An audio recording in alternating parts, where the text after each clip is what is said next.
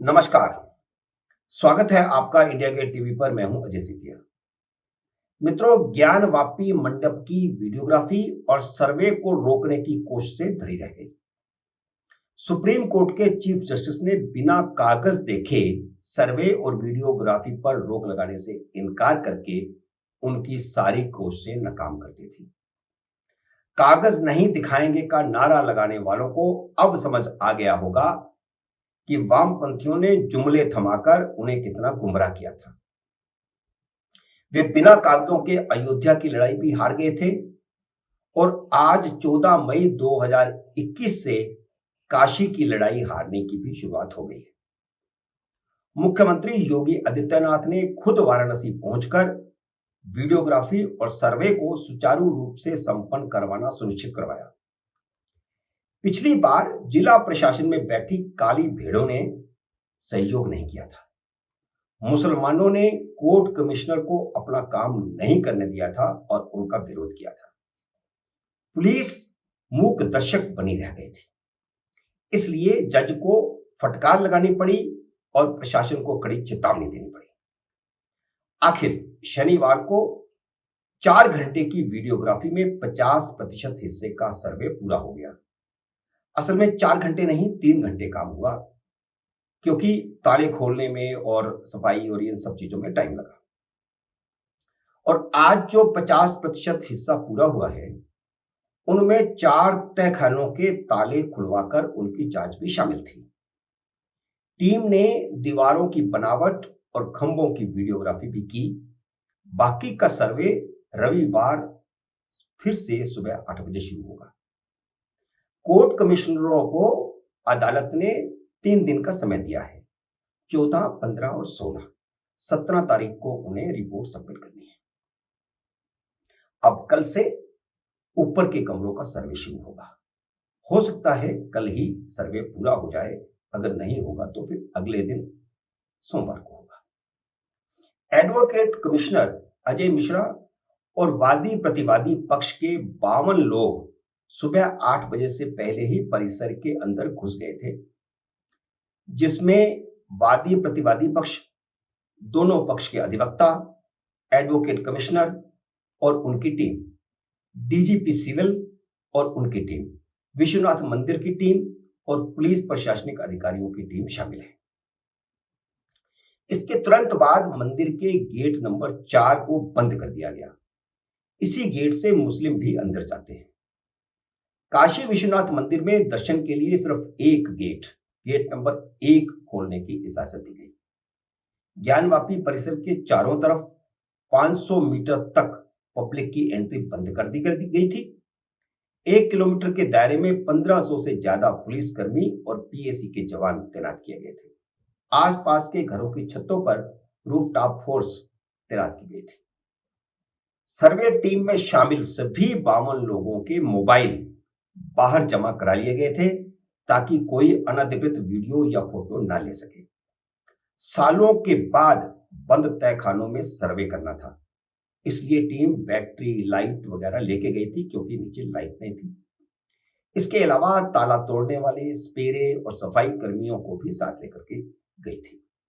और बाद में खबर आई, जिसकी पुष्टि नहीं हुई है, कि एक सांप भी अंदर से निकला, लेकिन गंध थी क्योंकि सीलन थी वहां पर। टीम ने चारों तहखाने का सर्वे और वीडियोग्राफी की। उसके अंदर क्या मिला है, इसके बारे में कोई जानकारी सामने नहीं आई है। सबसे पहले ग्राउंड फ्लोर पर ग्रिल के पास वीडियोग्राफी की गई। पिछली बार जब वीडियोग्राफी हुई थी, तो वीडियोग्राफर ने ही आकर के मीडिया को बता दिया था कि उन्होंने क्या क्या देखा, लेकिन लगता है उसके बाद उसे हिदायत दी गई है कि वह मीडिया को कुछ नहीं बताएगा। कोर्ट की फटकार और मुख्यमंत्री के खुद के वाराणसी पहुंचने की खबर से प्रशासन में हड़कंप मच गया।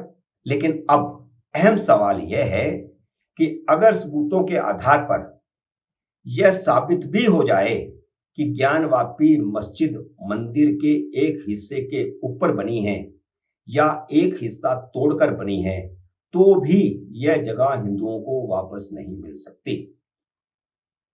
उपासना स्थल कानून 1991 यानी प्लेसेस ऑफ वर्शिप एक्ट 1991 इसमें सबसे बड़ी बाधा है।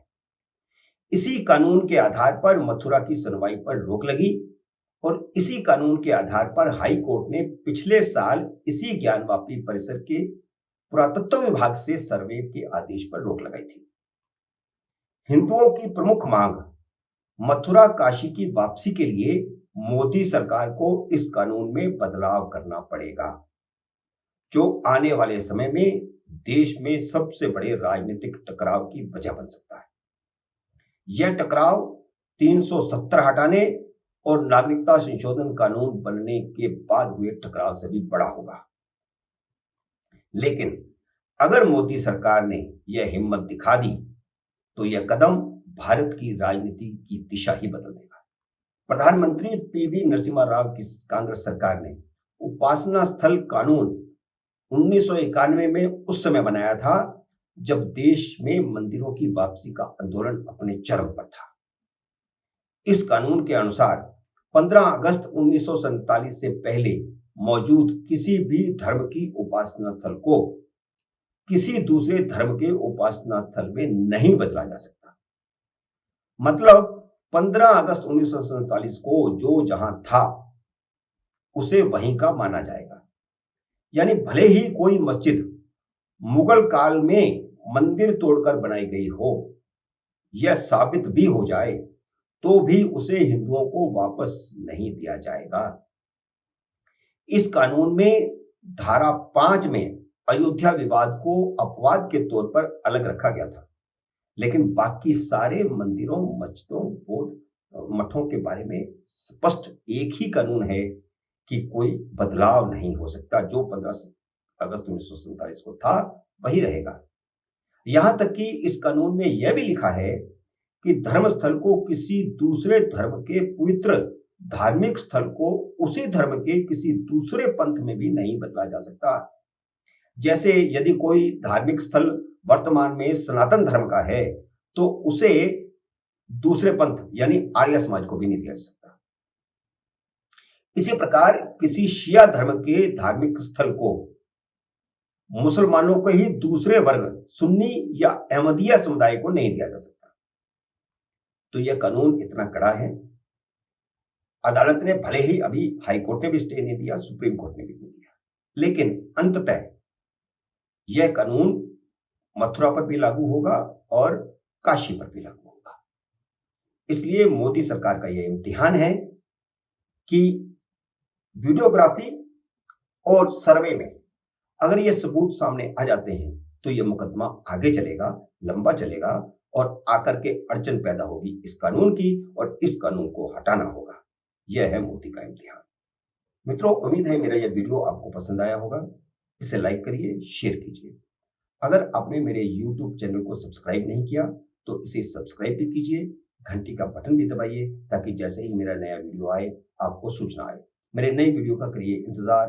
तब तक नमस्कार।